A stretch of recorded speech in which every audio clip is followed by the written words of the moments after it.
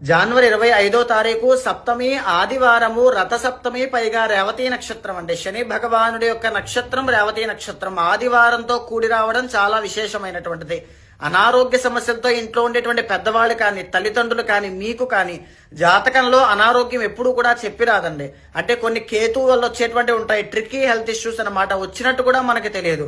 అలాంటి వాటి నుంచి బయటపడాలి అన్నా, జీవితంలో ఎదుగుదల కావాలి అనుకున్నా ఎప్పుడైనా గాయత్రి శక్తికి కూడా సూర్య భగవానుడే మూలమైనటువంటిది.